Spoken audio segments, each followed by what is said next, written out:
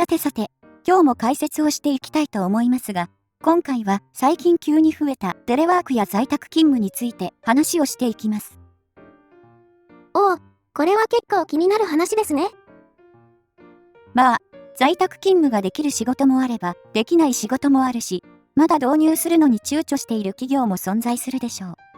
そしておそらく、在宅勤務に関して多くの人が気にしているのは、やはり在宅勤務は本当に生産性が上がるかとか、家だと怠けたりしないのかだと思います。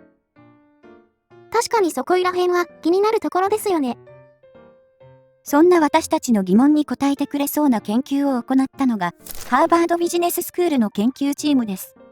彼らは、2020年3月から5月まで、600人以上のビジネスマンを対象に、在宅勤務は生産性を上げるのか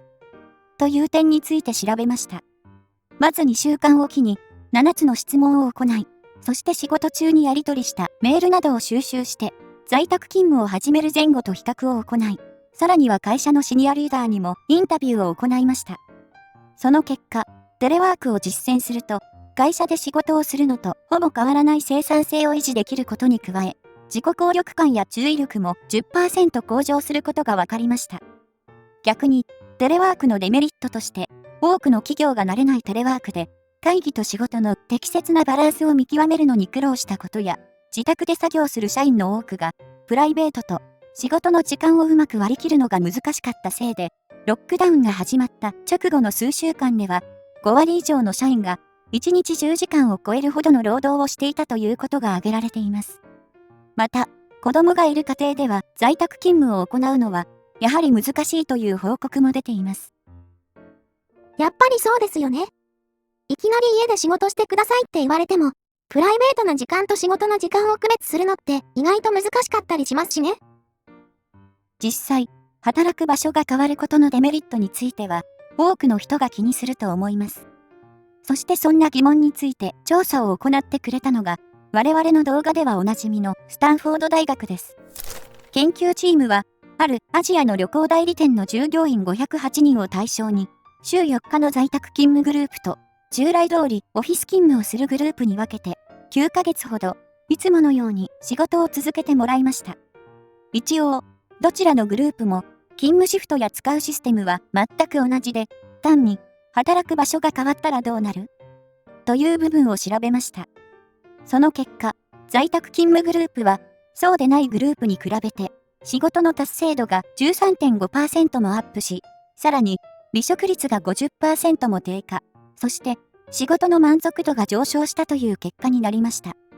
在宅勤務のグループに、このような変化が起きた理由は様々ですが、病気になる回数が減ったことや、集中力が持続して休憩時間が減ったというのが要因ではないかと考えられています。まあ、会社に行かない分だけ、上司や同僚との無駄ないざこざがないので、心身の疲労が少なくなるから、結果として生産性が上がって、離職率も下がるんじゃないかなと推測できますね。他にも、テレワークでも昇進できるのというふうに考える人もいるんじゃないでしょうか。やはり、在宅勤務をしつつも、キャリアアップは狙いたい。そんな人のために、レーセラー工科大学では、461人の労働者を集めて、定期的なアンケートを実施し、6年にわたって、参加者の働き方と昇進や昇給の変化のデータを集めて、テレワークってキャリアアップに影響するのかという疑問について調べました。その結果、基本的にテレワークだろうと、オフィス勤務だろうと昇給する可能性は同じですが、テレワークでは賃金が上がりにくいため、勤務時間を増やすなどして、オフィス勤務の人よりも、会社に自分の成果を示す必要があるそうです。さらに、テレワークで昇進するために最も重要なポイントは、テレワークを広く受け入れている職場かどうかです。もし受け入れられている職場なら、テレワークでも昇進率は高いのですが、逆にあまり受け入れられていない職場では、テレワークだと、普通の社員に比べて昇進率は低いそうです。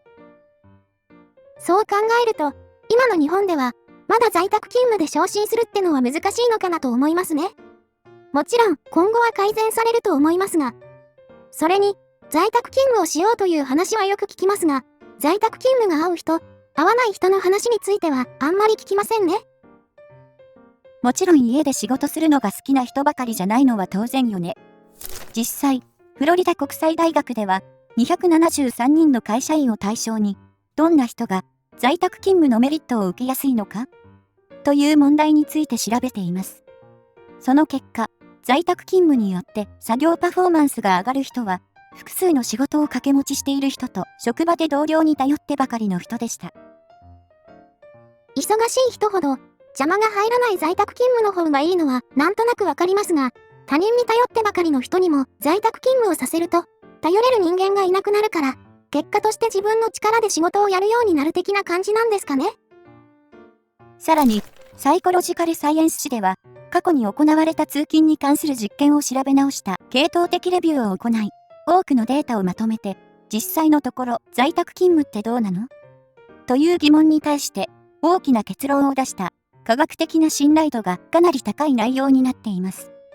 その結果、在宅勤務をすると、労働者の仕事に対する満足度は上がり、仕事のストレスは全体的に下がって、仕事のパフォーマンスは大幅に改善することが分かりました。基本的に在宅勤務は雇用者にも労働者にも大きなメリットがあるそうです。ただし、在宅勤務の成功には条件があり、新しいプロジェクトの立ち上げは対面コミュニケーションが必要だし、顧客との面談や対面のミーティングが必要な仕事では、在宅勤務は週1ぐらいのペースに落とした方がいいそうです。やっぱり全体としては、在宅勤務とかは、もっと日本で普及した方がいいですね。どっちにしろ、今後は在宅勤務が主流になるタイミングが来ると思うので、今のうちに慣れておいても損はないと思います。はい、というわけで今回は、この辺で終わりにしたいと思います。ではでは、また次回お会いしましょう。ご視聴ありがとうございました。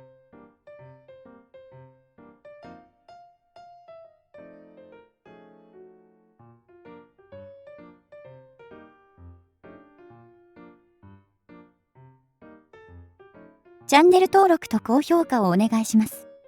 他にもベルマークを押すと、最新の動画などを見逃さずに済むので、ぜひご利用ください。